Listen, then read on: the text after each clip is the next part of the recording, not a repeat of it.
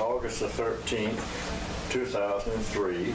We're at the Atlanta History Center in Atlanta, Georgia, and we're doing an interview with Mr. Seymour Lewi. And would you spell that last name? Lewi. And we have already established that you do not have a middle initial or middle name. Mm-hmm. When and where were you born? Bronx, New York. Pardon me? Bronx, New York. Okay. The date? 9/3/24. And your current address? 3833 Peachtree Road, Northeast, apartment 406. In Atlanta? Atlanta, Georgia. 30319. Okay. So we'll start off now with jogging your memory. We got your name, and we got where you were born. I think you said your name was Italian. Well, my father was Italian. Your father was Italian. Northern Italy, Tuscany area. When did he come to this country? It was after World War I. I think I was born in 24, probably in 1920, 21, 22. And what did your father do? He was a plumber. Oh, you followed him? Yeah. And what education did you have? High school. In where? Bronx, New York. So you lived in Bronx all the time? Oh, yeah. And, of course, your current occupation? Retired. Okay. And we got your address. At the time of the war, were you married? No. When did you get married? That's a good question. Don't tell my wife.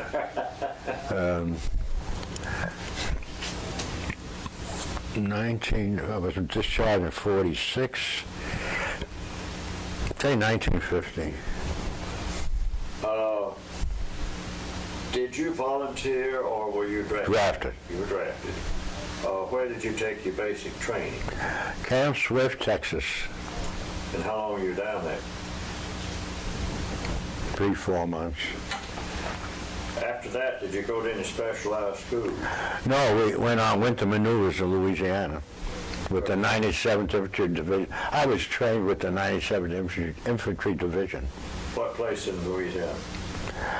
The woods, near Shreveport, I think. And from Louisiana, you went where? Fort Leonard Wood, Missouri. How long were you up there? Not long. On the bulletin board, they had an announcement that they're looking for volunteers. They didn't say where, but and my platoon sergeant didn't see eye to eye. He was after me doing maneuvers. And I took my furlough and volunteered. It was a volunteer unit. I didn't know where I was going. Prior to going to maneuvers, there was a call for volunteers with jungle experience because the 97th was activated with a lot of old-time soldiers, and they needed jungle experience. Some of them were from Panama, peacetime, Panama, Hawaii, all that stuff. So they. In Fort Leonard Wood, they had the bulletin, they're still looking for men, and they didn't ask for jungle experience. And it was my way to get away from the sergeant. So you violated the cardinal rule of the service. Don't volunteer. Right. But it was can I speak freely? Yeah. It was my ass. Good. He was after me doing maneuvers. Right. Well, sometimes we take those things. After Leonard Wood, where did you go? Fort Meade, Maryland. Got process uniforms. Then Camp Patrick Henry. Where is that? That's in Virginia. I figured it had to be. And then Newport News aboard the ship. Now, were these interim places, were they just sort of staging areas? Yeah, the whole staging area. Okay. Where did you actually ship out from? Newport News, Virginia. On what kind of ship? The Navy transport. The USS Butler. Bruckner. Did you go through the Panama Canal? No, we went All the way. South Atlantic. We're 44 days on the water. And this was a troop ship. About how many people were on it, Joey? Oh, I don't know. It's a big ship. All by ourselves, no convoy. They told us it did 33 knots, and we could outrun a sub. And occasionally we saw an American, flying boats, or PB, the aircraft that landed in the water. Occasionally they would fly over, so they must have come from some base, And if you want to know more, I tell you, we went all the way up to Cape of Good Hope. That's in Africa? Yeah. And we stopped there for 12 hours. We were off, let us off the ship for 12 hours. And that's the Cape of Good Hope. The name of the city, I forgot the name of the city already. And then we picked up the British ship, the Empress of Bermuda, and the water, the water where the two oceans meet, they were ahead, very slow. That's a luxury ship. And they had escorts, they had British destroyers, we had nothing. And if you're standing on the deck, you can see when a ship went in the valley in the big waves, you didn't see it. Then all of a sudden it rose, up and down. And I never got, if you're just talking, aboard ship going, we only had 2 meals a day. Then where did you land? Bombay, India. India. How did you get from India over to... Well, we took a train and put us on a train, I don't know, maybe 5 days on a train, sleeping on a wooden shelf to a place called Ramgarh. And this is where the soldiers before us were trained to jungle type of warfare, what to expect, whatever. But they were in such a hurry to get us to Burma that we had duffel bags, and they told us to put it in a warehouse and we'll get it back. Forget about it. And I never saw it again. So just take the essentials, you're in combat. And I can go further if you want. And then we bought a C-47s, and they flew us into Burma. And all this time aboard ship, we were unorganized. No one, all the volunteers, we didn't know each other. We didn't know what unit we were going to be in. Didn't know, the officers never saw us, sergeants. No one talked to us. And this kept on until the C-47, we were going to land, right? And here's an airstrip. The Chinese in Burma fighting. Chinese had this side, the Japanese had this side. And there's pictures of it on the History Channel where many of the C-47 landed and the Japanese artillery hit the airplanes and they burned. So the plane wouldn't stop. He rolled and we had to jump out. So it just jumped and rolled, and the Chinese, meanwhile all this artillery going on, and we never had artillery over our heads.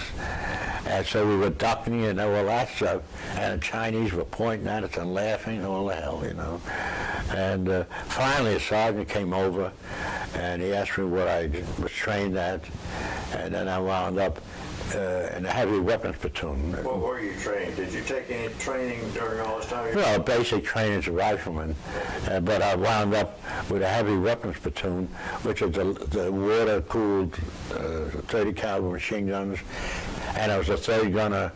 You shift over the 30 gunner and the 81 mortars. Then I became a radio man. They pick you out, so you carry the radio. It was very disorganized.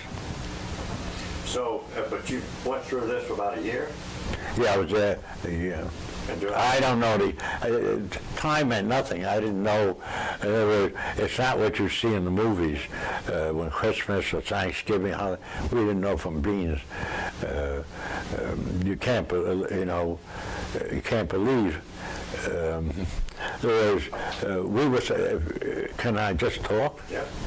Well, we were supplied by airdrop. Every 3 days we had an airdrop.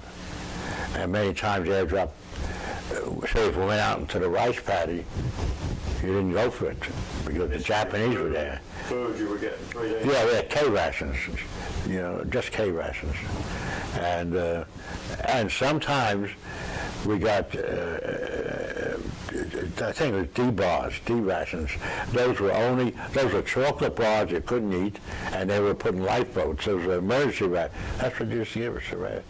And many times we were so hungry that we come across wild grapefruit tree, and someone would climb up, they're short trees, and throw down grapefruits.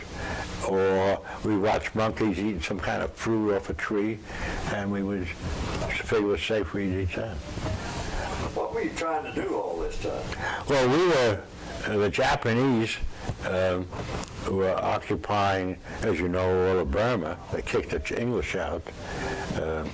And we were behind their line. The English was to the south. Rangoon, they were coming up that way, and the Chinese were coming from China, the old Burma Road, and threw us in to harass the Japanese that was there. So you were pretty well fighting the whole time? Pretty much. I noticed that you got a Purple Heart. Where'd you get that? That was when I was with the Mars Task Force. See, after we took Michinow, the units, finally you got to be assigned to a unit, and then they divided to a code. You were in the red team, the blue team, and I don't even know what team I was. But our job was to head towards a huge river called the Irrawaddy River, very wide, very swift. And I was with the heavy 30 calibers then, and we pushed ahead, and until we got to the river, and we set up our machine guns. And we seen the Japanese were jumping in the water. They were about this tall from the distance, and believe it or not, this major that came over with us was useless. So he was finally sent back to take care of an Indian labor battalion or something like that.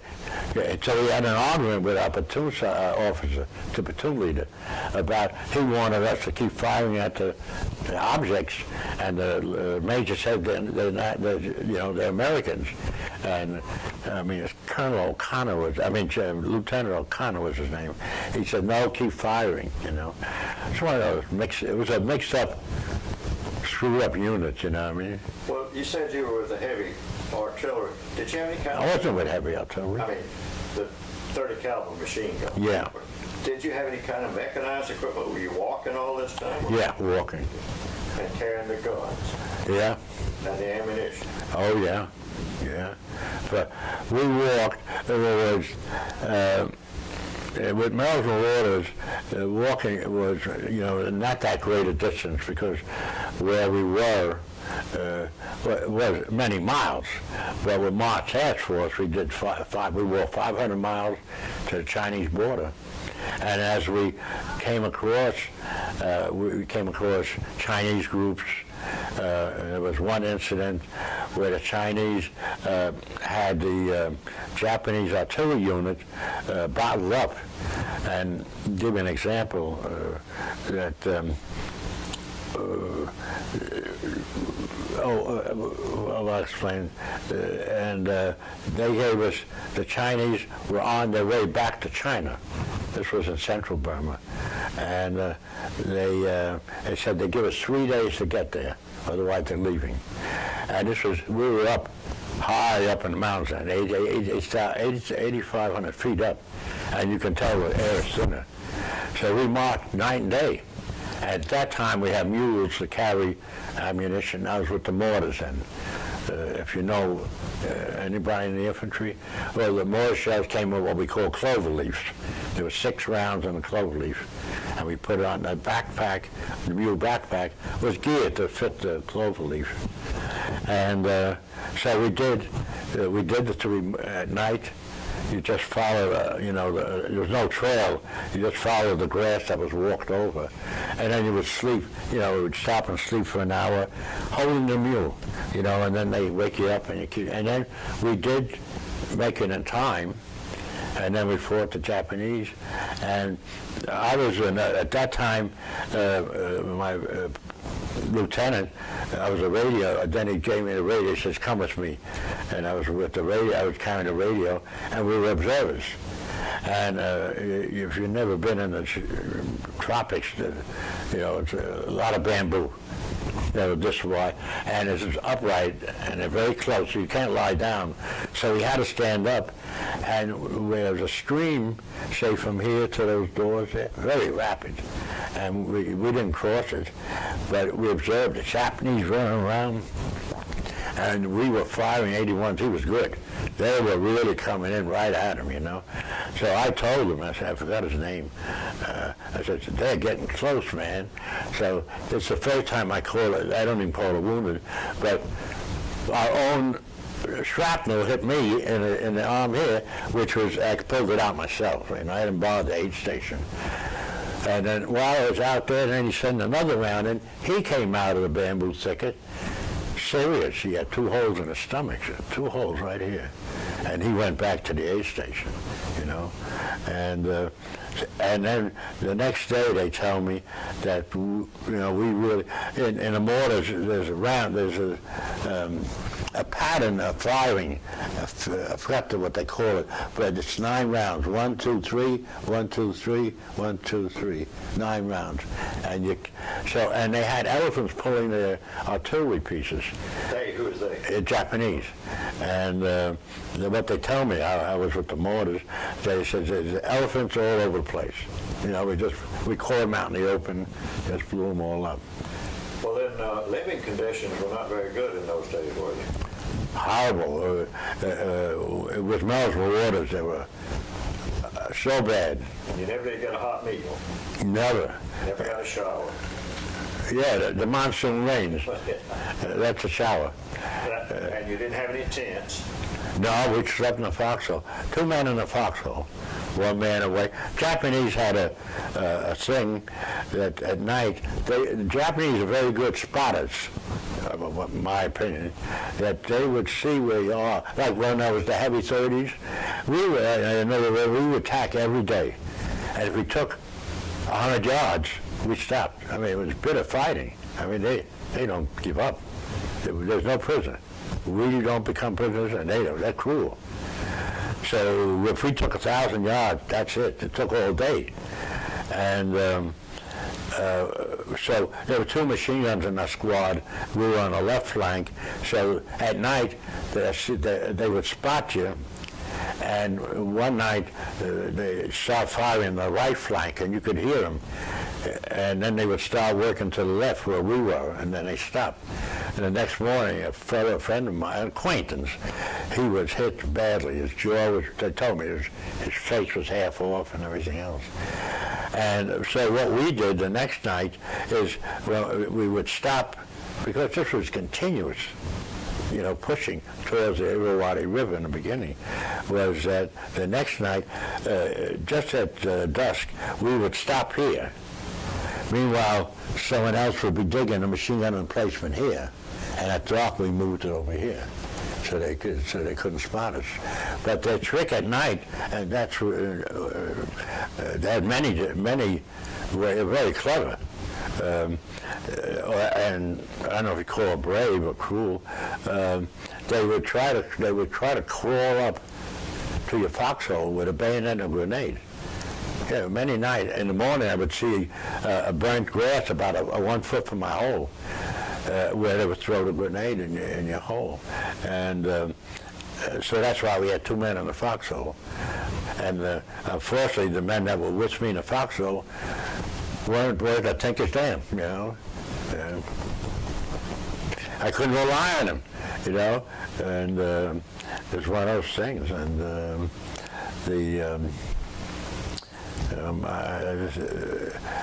give you an example.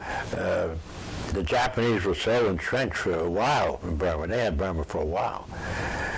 That when we were when we were going towards the Irrawaddy River, you wouldn't believe they had an overhang. You know, I could see the river, and you know, the land went up from the river, and there we passed an overhang, a cliff overhang, huge. And it was like a cave, but all open except at the top. It was a hospital, Japanese hospital, that they used as a hospital. There were beds. And no one touched anything for booby trap. And there was something in the center was the most beautiful polished brass microscope. Well, we were fighting. No one's interested in carrying a microscope, you know what I mean? But I bet that was booby trap. No one touched it. And we walked, you know, we saw it, we went through it. No one touched the thing. It was booby trap. And talking about booby traps, the first combat engagement, we were going through, no one told us anything. No lieutenant said, well, this is what we're going to do, a sergeant, really. So I was with the heavy 30s, and we're going through a ravine and a stream. And we're just walking, you know. And then all of a sudden there's firing on the right flank. And we were supposed to go to a railroad, and they had the houses that the Burmese built were always on stilts 20 foot off the ground, because they had leopards and they had pythons. That's another story I must tell you. And so we took the village, you know, what we call a village, 4 houses, and guess what? This Burmese came over. It must have been Anglo-Burmese, because British owned it many, many years. Because Burmese are very short people, very handsome people. And this was an Englishman with a beard, and he gave me a chicken egg. Yeah, he said he buried it, hide it from the Japanese as an appreciation. Well, we were so hungry. And I said, when am I going to make a fire? You know, you don't make a fire. We had no hot coffee. You don't make a fire with the Japanese all around you. So I ate the chicken egg raw. I was so hungry, I ate it raw, you know. Excuse me just a minute. I didn't ask you when it was that you enlisted, what year roughly? Do you remember? 43. 43. You were born, so you're about... You were about 19? 18. My birthday, September, and November I was drafted. So, being 18, you were not accustomed to people shooting at you? Oh, no. Not in the Bronx. In those days, the Bronx was a peaceful... Today, I wouldn't go there. What's it like? What's it like to have somebody shooting at you? Were you scared all the time? No. You know... The thing is, give me an example about shooting at you. Say in that ravine, well, the Japanese had a sniper on a tree at the head of the ravine, and we were walking down the ravine, and there was an officer behind me, and what they do is, we did too, but they were much smarter. They booby-trapped a log or something. He stepped on it, and he exploded, and he was wounded and dying. And then the Japanese start shooting at me and other fellows. And then I start shooting back. That's the first time I was shooting to kill someone. Never, you know, an innocent kid from New York, you know, and that's the first time I was shooting at Japanese. And then it became easier. Now, what was that question you asked? That's what I say. It becomes easier later on. You're very technical. Oh, yeah. Give me another example. When I was a radio man, we had to cross a huge rice paddy. This was with the American Waters. Huge, big rice paddy. And the Japanese were on the other side. So in the infantry, you learn this when you're about to attack, and all the rest of the troops were all on the edge of the other side, on the elephant grass, and no one sees them. So I was part of the point. They selected me to be the radio man. The point is 2 scouts, a runner, an officer, and a radio man. And believe me, you're all alone out in that rice paddy and no cover. And all of a sudden, the rifle fire from the Japanese, and the runner was hit, and there was about a foot of water in the rice paddy. You heard him fall, but you don't look. You keep on going. You drums after, I would say after, I don't know, say 2 weeks in combat, you can't live if you think about it all the time. You wind up, as many had in mental institutions, you know. You just keep on going. And that's what most of us did. We just kept on going. You've mentioned once or twice something I'd like a little more information on. Merrills, Marauders, what was that? That's a unit, General Merrill. They start all volunteer unit. Stilwell, it was General Stilwell was not the supreme commander of the CBI. Lord Louis Mountbatten was the English. And what is CBI now? China-Burma-India. Right. And General Stilwell, he more or less handled the American side. And now in the CBI, we were the only combat unit in the whole East Asia continent. The rest was all service. They were building the Burma Road, and the big thing was the Air Force was, you ever hear of the hump?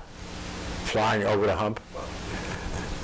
Well, the C-47 in India would be loaded up, and they would fly over the hump to China. Was the hump a mountain or what? A range of mountains, the tail end of the Himalayan mountains.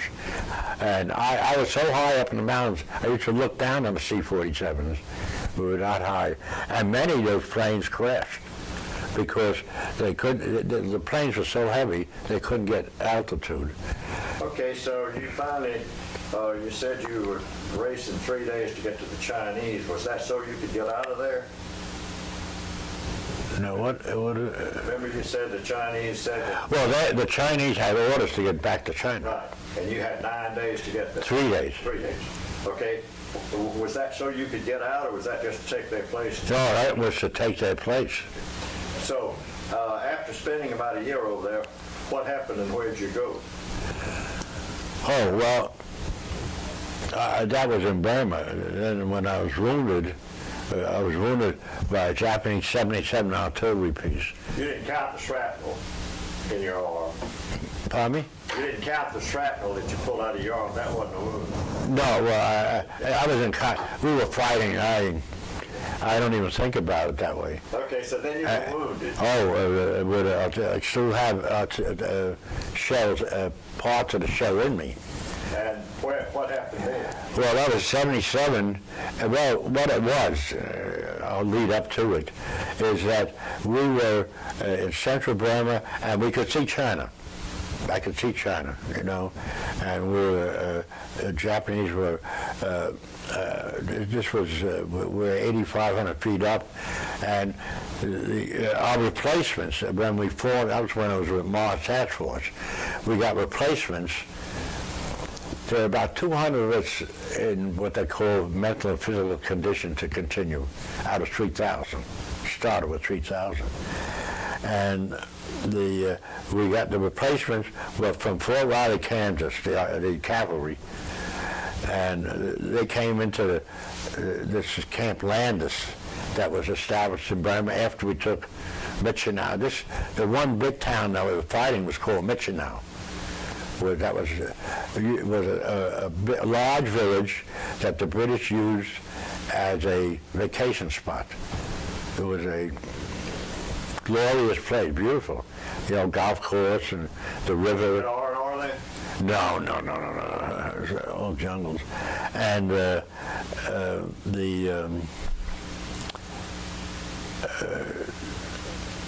what was I saying? I'm sorry, the British had this super exotic place. Oh, yeah. And that was our gold was to take Michinow.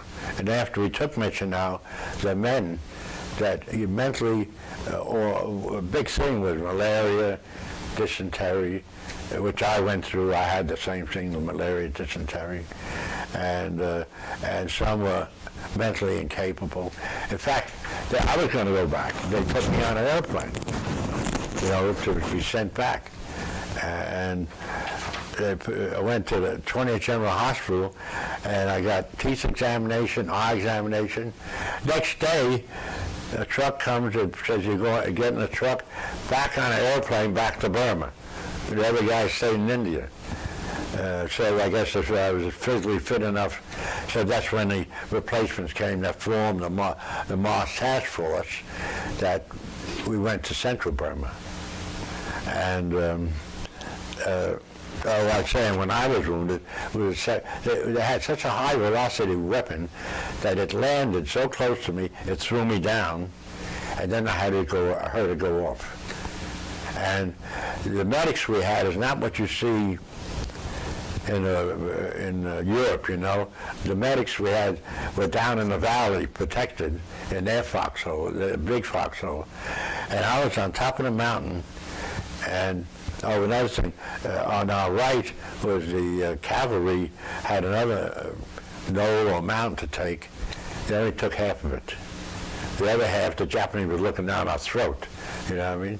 And the reason I got wounded, that they were throwing a lot of artillery that day, because that night before, we set a trap for the Japanese, which was terrific. They have something called the I&R platoon, intelligence and reconnaissance platoon in the infantry, and they use something called a Bangalore torpedo, which they use. You see it on the D-Day landings. These are pipes that are screwed together, full of powder. You screw them to, 12 foot long, whatever, and you push it, and they're buried in the road, because at night we used to hear the Japanese, because it's mountainous, they used to shut off their engines and glide down the mountain past us and the lights. And so the I&R platoon, so our border zeroed in that day on the spot they were going to put the Bangalore torpedo, and the heavy caliber machine guns were zeroed in. And that night, when we heard the explosion, man, we let ours go, and they must have been angry, because that day we got big shells that must have come from China. Big holes they made, you know what I mean? We dove into the hole, and that's when I got wounded. And this was getting close to dusk, and I know the medics weren't going to come. And I know my officer can I curse here? I guess so, I don't know. The son of a bitch, bastard. I'm not cussing anymore. Because when one of the shells came, I jumped into the nearest hole, right? He was in it. So I jumped on top of him, and he yelled at me, "Get out." When I got out is when a shell got me. You know what I mean? So that brings up a question, just a minute. What did you think of the officers in general? I mean, this is your personal opinion.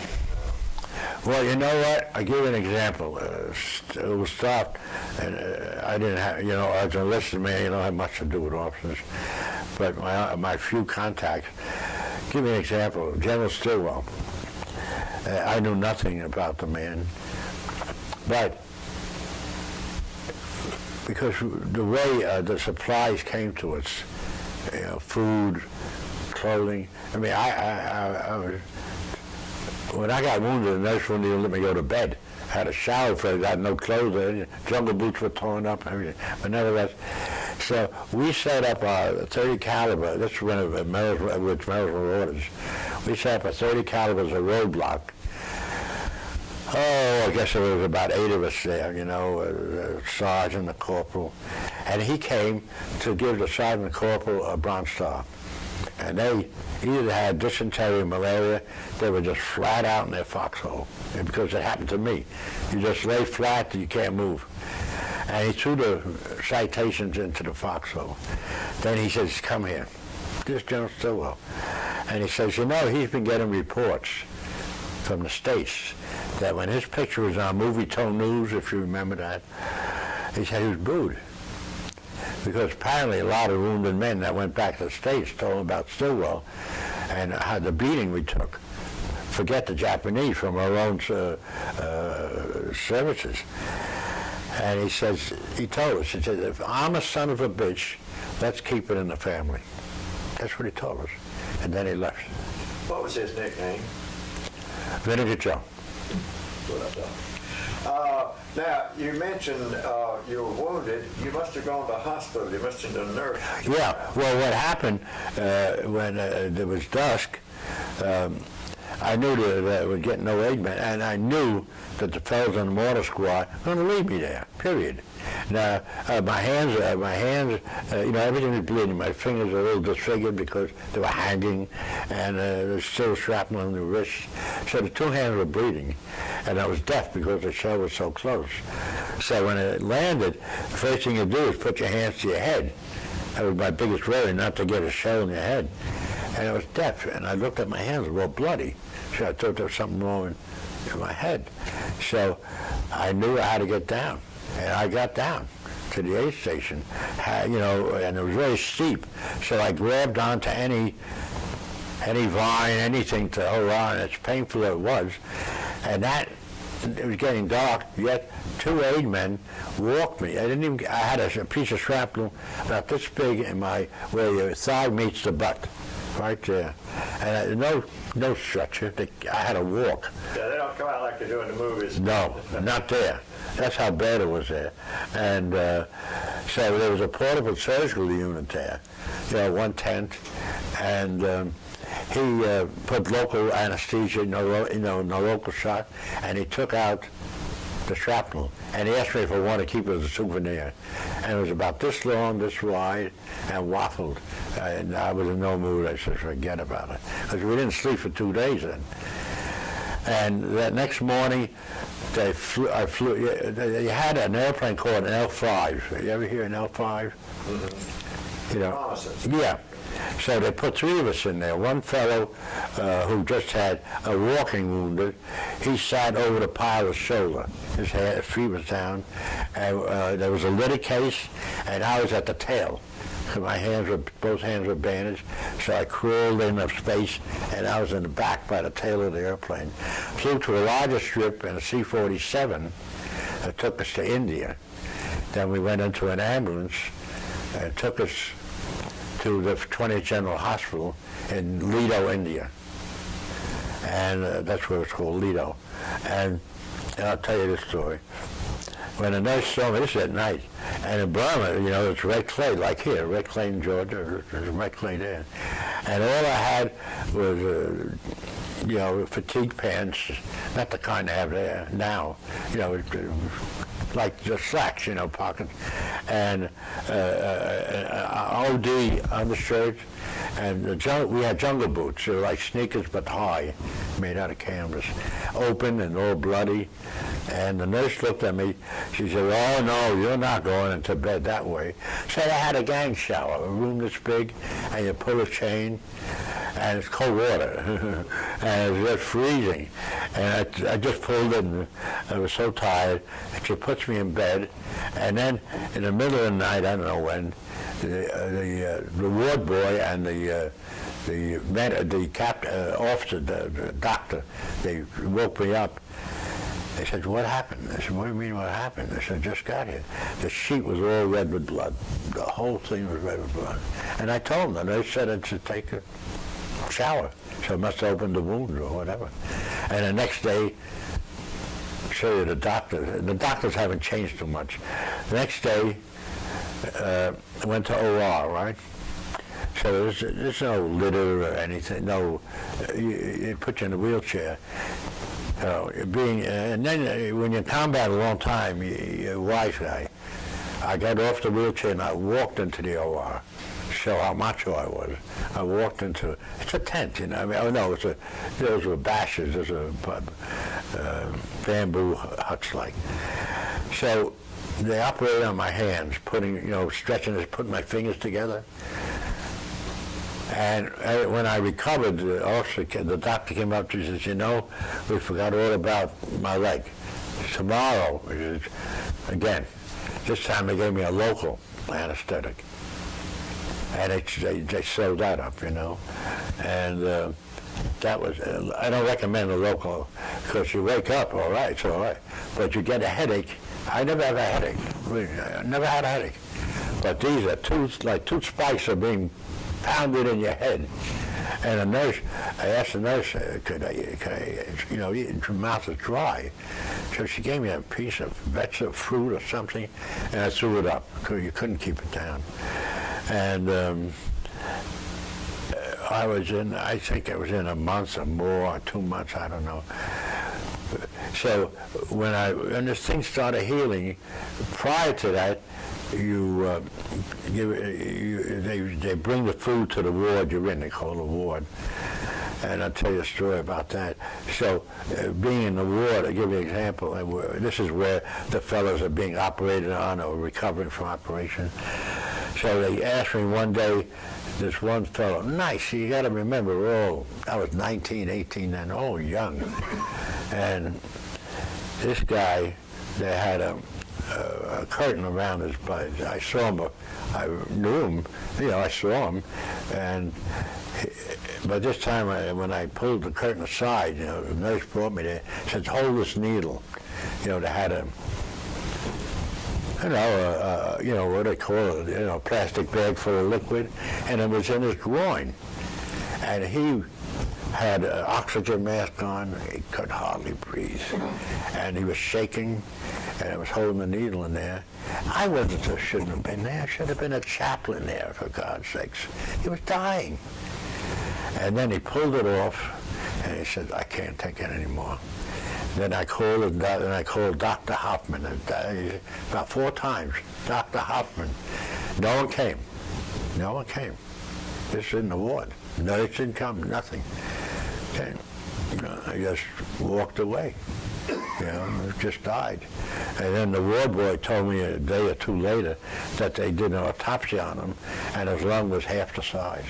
You know. So. By the way, we've gotten you how you shoot at people.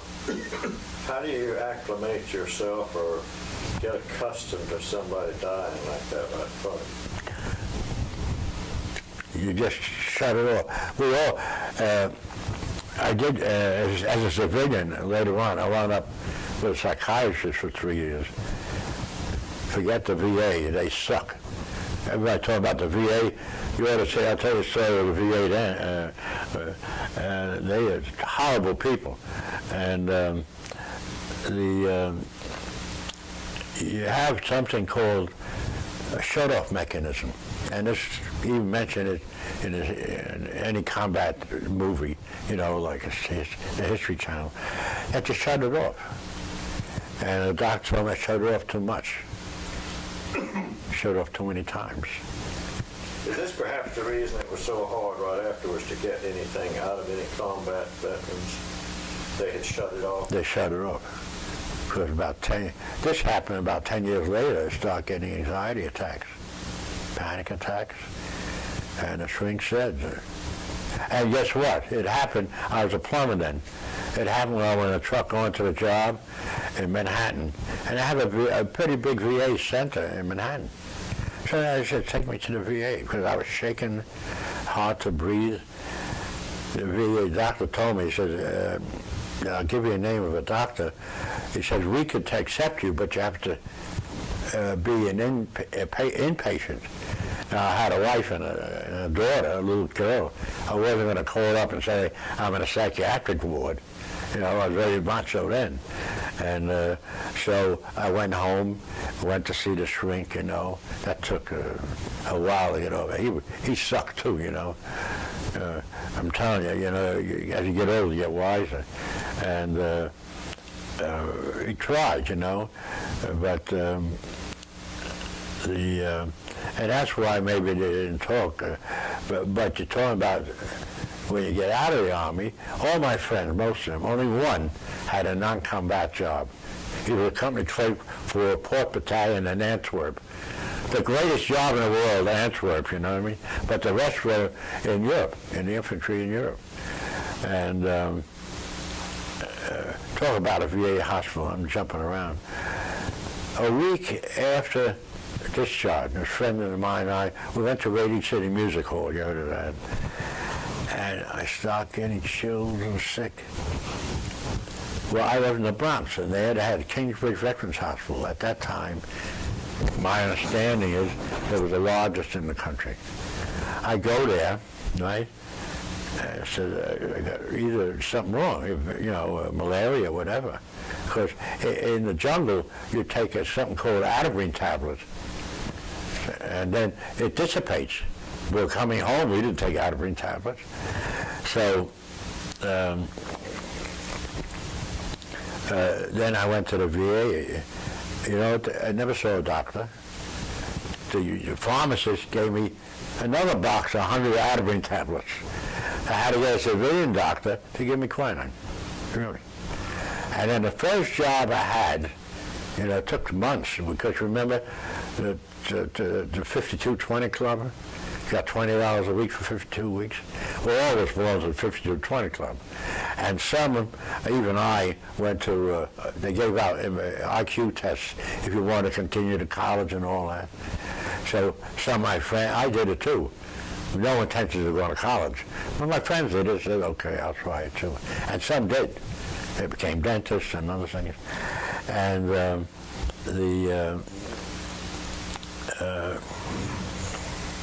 what the hell? Senior moment. Yeah. Well, tell me this now. You were in the hospital in India about a month. Yeah, and then... Where'd you go from there? Oh, before the day I left the hospital. The hospital, interesting. We told you, in a certain ward, they deliver the food. Then when they shipped me to another ward, and a wonderful thing, they're good things too. The nurse, whoever it was great. My arms were bandaged, right? And I really get mail, like I heard today, someone complaining about the soldiers. The soldiers complain that they don't get mail. It takes 4 weeks to get mail. Hey, I didn't get mail in the whole year. You know what I mean? No, right to whom? You know what I mean? How do you ship it? You're in the middle of the jungle with Japanese all around you. So, so nevertheless, so we had, when you were able to walk, you went on a chow line and with a tray. So here and in India, they tell you, don't eat anything that's grown by Indians, because their fertilizer is human waste. And the hospital had their own vegetable garden. Didn't eat lettuce, tomatoes, carrots a whole year, you know what I mean? So I went 4 times on the line. And the guy dishing out, he called the mess sergeant. Said, I'm a chow hound, And the sergeant asked me, who I'm with. I told him those were orders. He gave word to everyone in the kitchen, whatever he wants, you give him. And it was great. And the day I left, the doctor came up to me. He says, he said that you still have a few pieces in you we didn't take out. There's a piece here, right here, but there's other pieces. They're still coming out. Not now, but like on a boat coming back to New York. I wound up in a hospital, Fort Dix, because there was a piece still coming out of this hand. The hand got blown up, so and there's still a piece in here. So I leave it there. So you went by ship from India to Fort Dix. Oh, coming home? Yeah, we came home by way of Karachi, India. You want to hear a story? That's what we're here for. Karachi, right? Now the British were, give you one incident. I could talk for hours, fellows. I don't want to kill you, you know what I mean? In India, this is what Mel's Marauders, a bunch of us were asked, do you ever hear, there's a book written, Burma Surgeon, Seagrove, right? Now, I happened, by chance, to read that book in Camp Swift, Texas. On a Sunday, they have a field house, they call it, which you can eat dinner, it's different. It was nice. So they have a library, so I read Burma Surgeon. Well, there he was. the Burma surgeon, Seagrave, he had set up a hospital to take care of Chinese. Chinese did not eat our food. They just ate fruit and vegetables. They wouldn't eat our food. And he took care of Chinese. So what happened, they got word through our Burmese spies or whatever it was that the Japanese planned on attacking that hospital that night. So we were sent over. So we forced march, I don't know how many. And so we surrounded the hospital, set up booby traps, and that night we were waiting for them. And it's a trick of the Japanese because they had water buffalo. So they pushed the water buffalo, and the Japanese are behind them, and we were firing all night. And in the daytime, the Japanese didn't make it, and there were a lot of dead water buffaloes. And in fact, we were talking. I went to one Medals of Honor reunion where I met my platoon leader. At that time was Lieutenant Delory from the Midwest, Minnesota somewhere, and he told me that the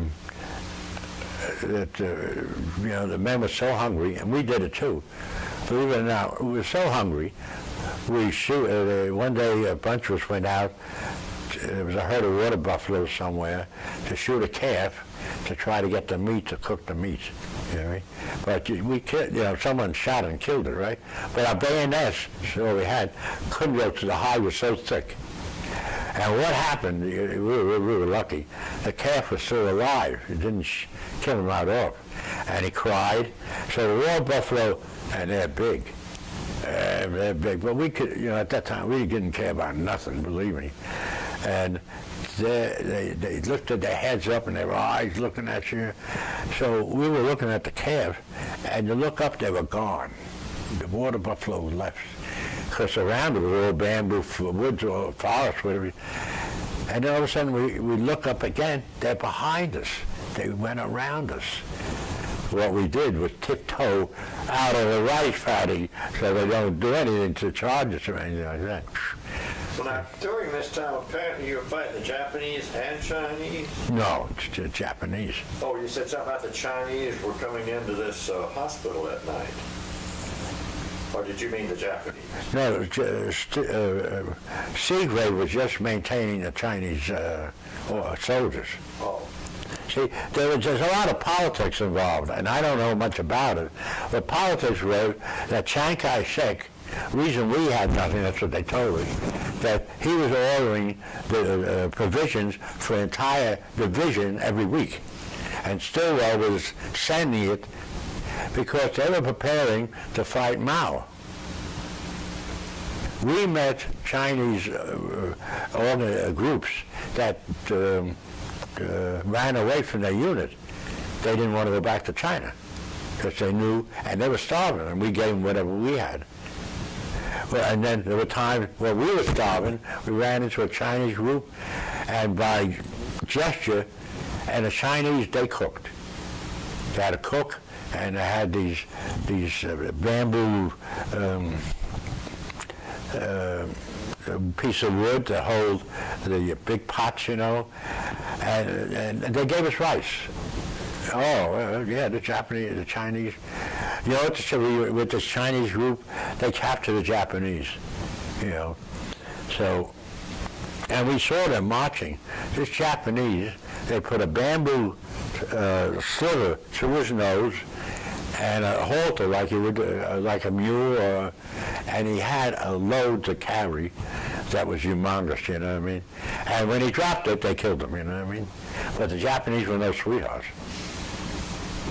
Well, now, you came on back to Fort Lewis? Fort Leonard Wood.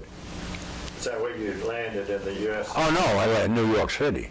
Okay. You want to hear something? Talking about the greatest thing in the world. I'm a New Yorker, and I've been to the Statue of Liberty when I was a kid. But we came into port the same time the 82nd Airborne came in. Their ship landed first. And then we came in. And the greatest thing is to see the Statue of Liberty.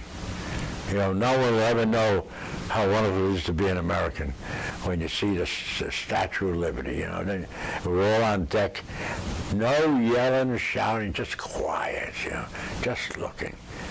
What time did you get back there? What year? 46. 46, okay. How long, where did you go from New York City?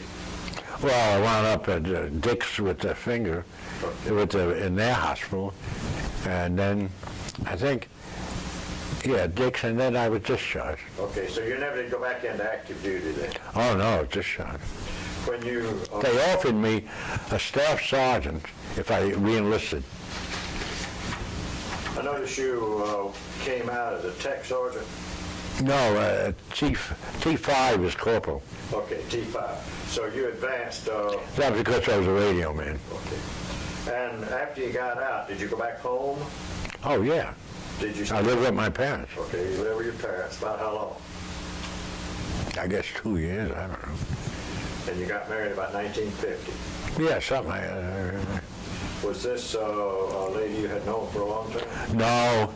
Again, a wonderful coincidence, you know. Went to see a friend of mine on a Friday. Charlie Grape, his name was. He said, "Charlie, what are you doing?" You know. He said, "Well, he's going to meet some girl in Brooklyn." Now, if you're not in New York, it's hard. I'll explain it. It's a long trip from the Bronx to Brooklyn, a long subway ride. But you're young, so it doesn't matter. But it's long. So we said, "Okay, we'll go to Brooklyn." You know. So, and this is the truth, you know. And my wife, when I met his girlfriend I was introduced to her girlfriend, and she was the most beautiful Irish babe I ever saw in my life. You know, reddish, not carrot top, you know, dark red, you know, with a body that, you know, kill you, you know what I mean? God, you know, it was actually, it hadn't changed. I'm married 56 years. So it didn't take you long to get her. Oh, yeah. I proposed on the Williamsburg Bridge in 2 months. I said, man, it's not slipping away. She was, she still is. How many children did you have? I have 2, a son, a daughter who's a Bostonian, and a son who's a Floridian. And how did you get to Atlanta? Well, you know, the last 15 years of my working life, I started my own business. I became a licensed plumber. And I lived we had our own home in a county north of New York called Rockland County on the Hudson Valley, right on the Hudson River. There's a county, smallest county in the state of New York. And I started my own business remodeling bathrooms. At that time, there was a big thing, at least up north. I don't know about where you folks are from. Tile. You can't set a house unless there's a tile kitchen floor or anything like that. So I did very well. Had a problem with getting skilled workers, but in the plumbing part, it was Whirlpool. Everybody had to have a Whirlpool, so that was that. And then when I retired, because everything fell into place.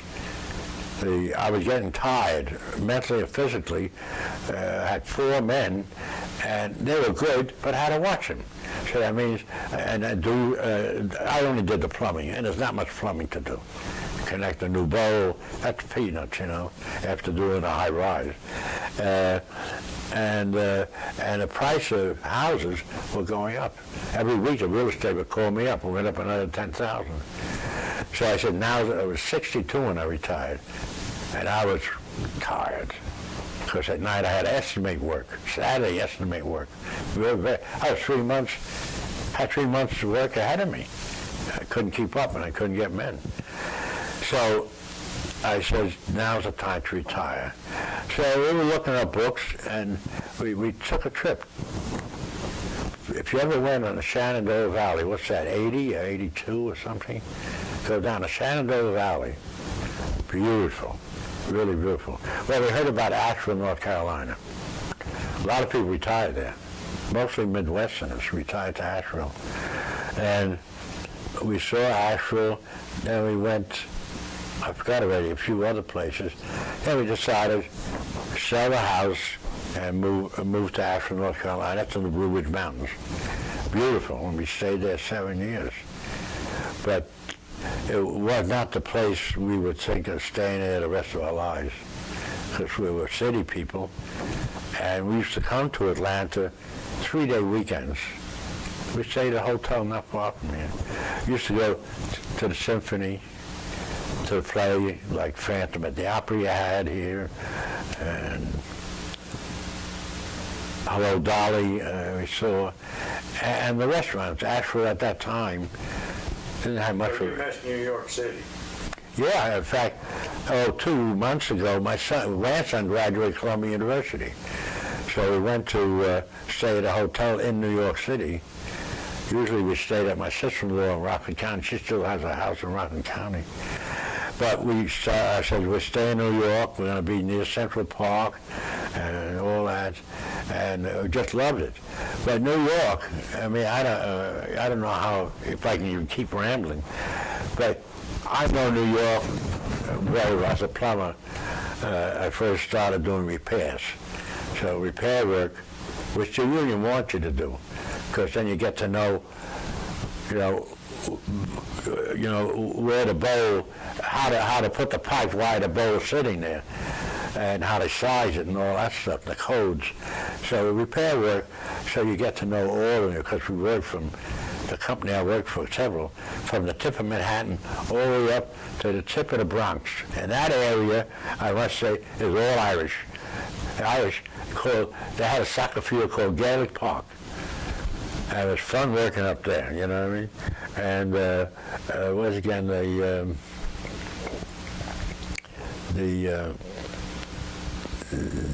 part, we missed the city. So Atlanta had that feeling, you know what I mean? Then you obviously did not go back into the service in either Vietnam or... No. Okay. Tell me, personally, what did you think about the war, the Second World War?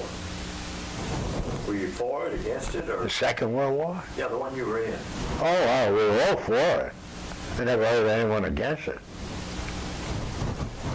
All for it. You thought that what we were doing was right? Oh, yeah. I mean, in fact, my own thoughts were, my friends and everyone else, forget Pearl Harbor. When they had England took the bombing every night, and you listen to Edward R. Murrow on the radio. That's before TV, and we all felt very bad for not helping the English more, By the way, I heard today this is the 50th anniversary of Hitler's first air raid on London, England. And it made them so mad they started bombing Berlin and it started going downhill. Anyway, so your life after the war really didn't change a lot. You went right back into your civilian job as a plumber. No, I had no skill. Did you get your house on the GI Bill? No. It was a regular conventional loan. And you didn't go to school or anything on the GI Bill? No. That's the only benefit you got with the 5220 Club. Yeah. But I was discharged 80% disabled. Oh, so you are still drawing? Okay. I'm 20% disabled now. But you were still able to do your regular job pretty well, yeah. We were so restless, none of our friends. We didn't have a decent job for a long time. My father was in a union, plumbers union. I was in the plumbers union. During the time, were you ever in the States long enough to have any recreation time off? Oh, yeah, we used to have weekend passes. Austin, Texas was right near. What did you do in Austin? I was talk about that. I was the first man in my company to get a Class A pass. I didn't even know what a Class A pass is. It meant that I could leave, no questions asked. I could leave Friday after retreat and come back. I got to be back Monday morning. What'd you do during that time then? I went to Austin. 2 trips to Austin. I never went back there again. Never went back there again. That people are hateful people. I would never. In fact, John is a writer, famous writer, Steinbeck, and he wrote a book about, he took his dog on a trip around the United States. And in one chapter, or one part, he was going through Texas. And he stopped by a bunch of men, asked for direction, and this is written in the book. After speaking to them, he went through Texas non-stop. Texas is an asshole place. Let's jump back over to the war. During the time that you were in Burma, you were in a pretty tight valley. You didn't think much about whether the United States was going to win the war or not. Oh, we know we were. I know, but your main concern was were you going to beat the guys that were in front of you? Yeah. So you didn't sit around and theorize about who was going to win the war? Oh, we had no time for that. Yeah. And plus, we were so tired. This is, if you every day get up and advance and the You didn't get any hot food down in there? Hey. No. When we took Michigan and the American War disbanded, you would think that they would fly down a kitchen and nothing like that. And you never were able during that year then to correspond with your family or anything? No. And you never did get any mail back? No. So you all were just cut off over there? Yeah. All of us were. Have you visited any memorials around that were... Oh, Washington, yeah. Washington, D.C., yeah.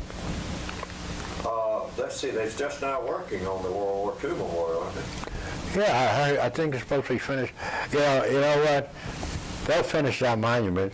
Well, we won't be around to appreciate it. That's the reason the Library of Congress, the Veterans Administration, the Atlanta History Center, the AARP. I read that we're losing 15,000 veterans a day. So you're right, at the time they finish it, we won't be around. Yeah. So that's the reason we're trying to get this. Like I get, I'm a lifetime member of DAV, Disabled American Veterans. So they got a monthly magazine. And they're always talking about the memorial and how the lack of funds, it's a shame. I'll tell you one story. This is the truth. I mean, if you want something to haunt me, this is a fellow I met, a nice Italian boy from the Bronx, Louis Delitis. When I went, I lived so close to the Veterans Hospital.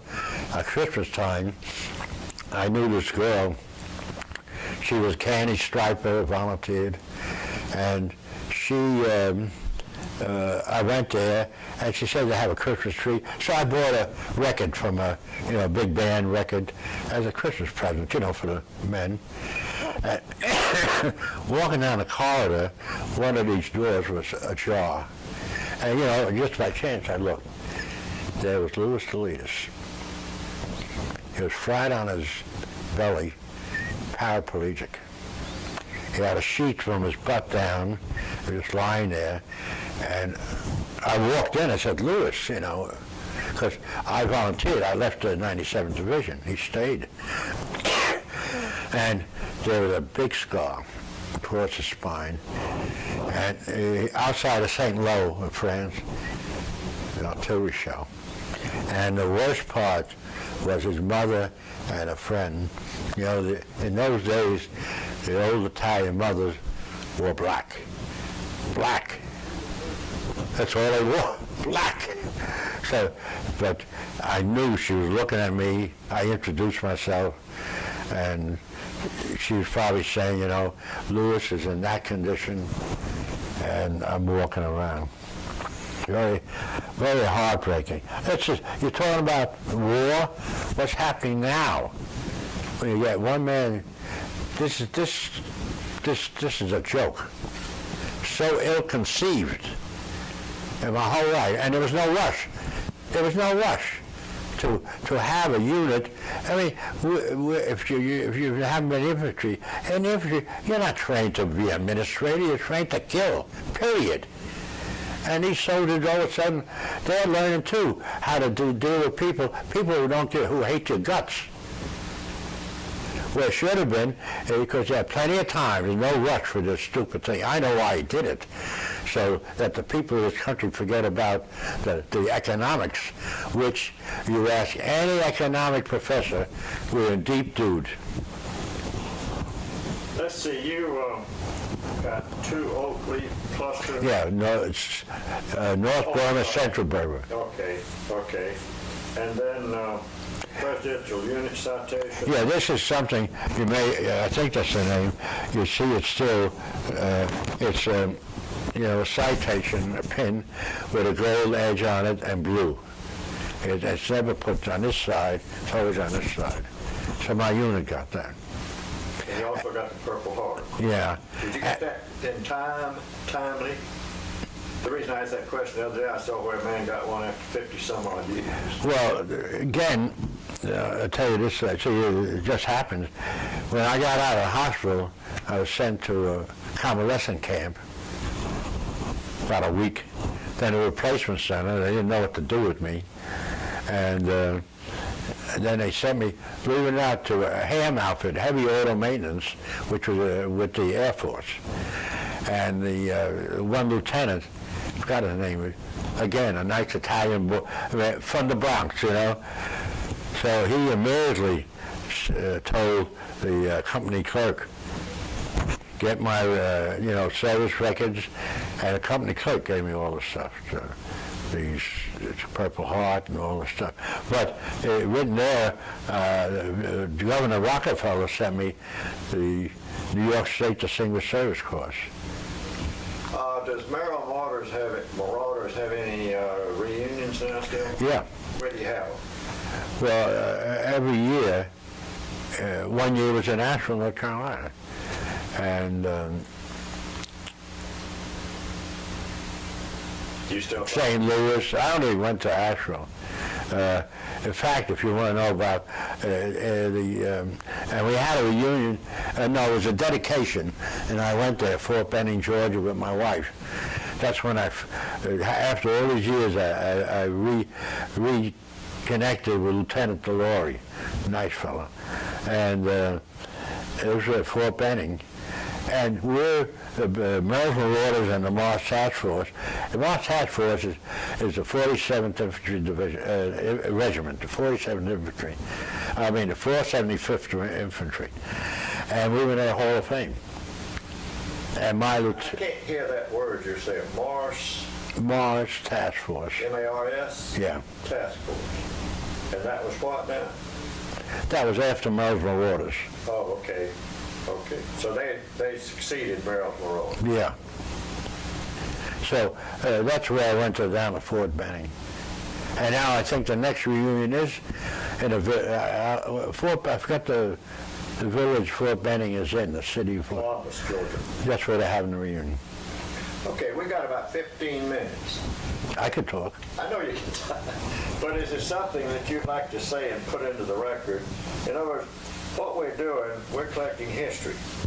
Because maybe in 50, 60 years, somebody's going to see this that wants to know what it was like back in those days. Have you got anything you'd like to say to anybody in the future, say, as to how the war affected you, how you could have done it better or differently?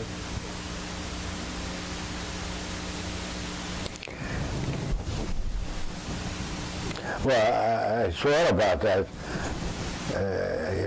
because compared to the fellows, my friends that were in Europe, and I had most of the time, a lot of times, hot meals, and this is what the soldiers are going through now in Iraq.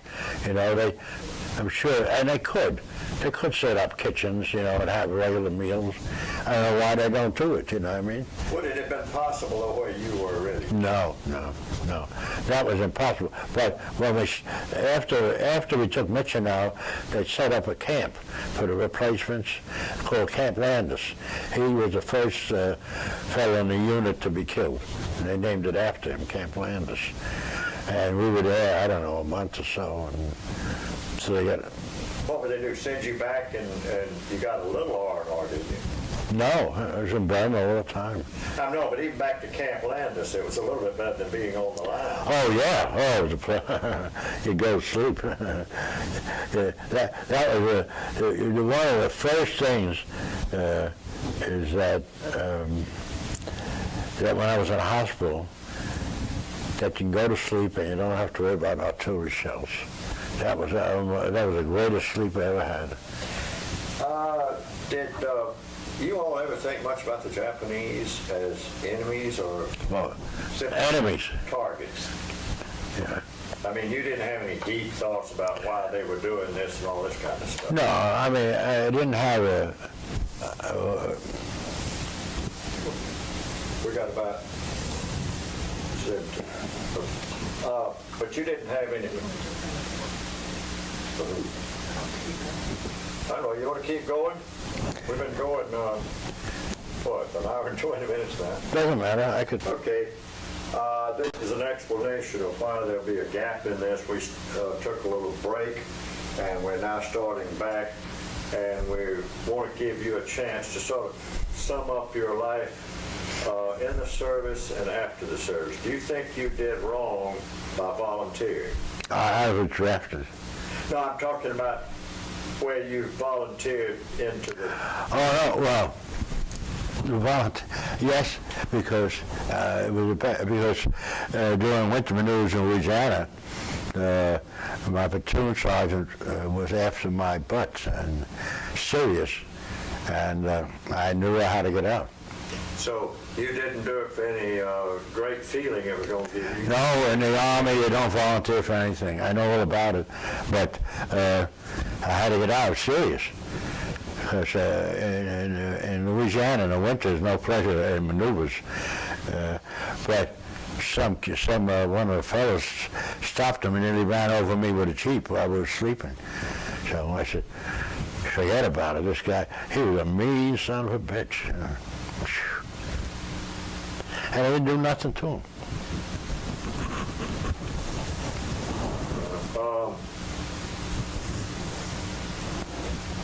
Did you ever see when you came back, you said you got out when? 46. 46. Was the war still going on then? No. So it was all over? Yeah, I can remember I was out of the hospital, or I had a day pass from the hospital, saddest thing is I was walking along the Lido Road, and I was passing, there was a break in the foliage, and you can see the rice paddies, a lot of rice paddies they live on. And it just looked a beautiful picture. And it was the day that FDR died. And I was still an FDR man, Democrat. And I was... Where were you, we placed you when FDR died. Where were you when the war ended in Germany? In Europe? Right. Still in the same place? Yeah. Right. Where were you when the war ended in Japan? Or in the South Pacific? You remember? Same place. Same place? Yeah. So you didn't get back to the States then until after all the wars were over? Mm-hmm. What did you ever hear any news coverage, books, or anything like that about the war? Mm-hmm. No. I mean, afterwards? No. Okay. They had a paper, I forgot what they called it, the CBI Roundup it was called. And this is not in Burma. This is after I got out of hospital in India. It was a different life. You know what they had? Why I was, not that I'm bitter, why when you got out of the hospital, then you see what a good life that the GIs led. You know, I'm not putting them down, you know, because there was quartermaster, the Air Force. They were getting a case of beer a month, and it's 3.2. You don't less alcohol.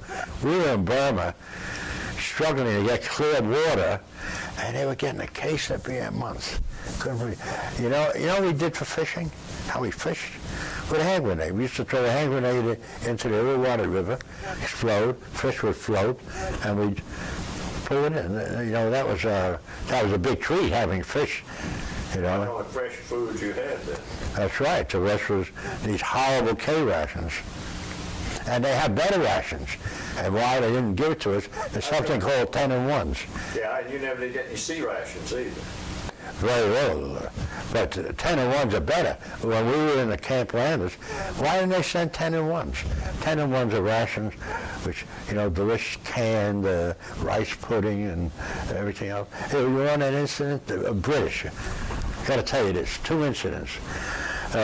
This was in Burma, right when we were protecting the Seagraves Hospital. So when we were going back, we had time. So I went around. I went into Seagraves Hospital, and it was Seagraves was a missionary, a British missionary, and he took care of the Chinese soldiers. But there was an American mess sergeant in there. So I told him we're starving. Got to eat something. He gave me a case of salmon, because the Chinese wouldn't eat our food. They would eat the salmon, canned vegetable fruit. So here I had this can of salmon, and what am I going to do for my squad of 8? You know, we can't eat a can of salmon. So I went around, figured trade. So they had a beautiful, nice-sized can. I walked in, Australian soldiers, right? I look at the shelves. I thought I was in the supermarket. They had American canned goods, you know, sliced peaches and all. So I said, you know, but it was like second nature. I said, holy mackerel, where'd you get this stuff? And one of them was getting up to beat me. Two of them held him down. So I said, hey, I got this salmon. We're making a trade now. You know what I mean? So we did some trading, you know what I mean? So that was my experience. But when on the way home, we stayed at a camp outside of the Karachi, India, where the British, what army was it? The Desert Army? What was that? The British? See, the Rommel. No, the British, where the British trained in the desert for the Desert War. I forgot the name of the camp. It was a British camp. So in Karachi, you could rent a bike, and that's how I got to Karachi. So I'm in Karachi city, just like this, really. Cars moving, nice buildings. And there's a restaurant,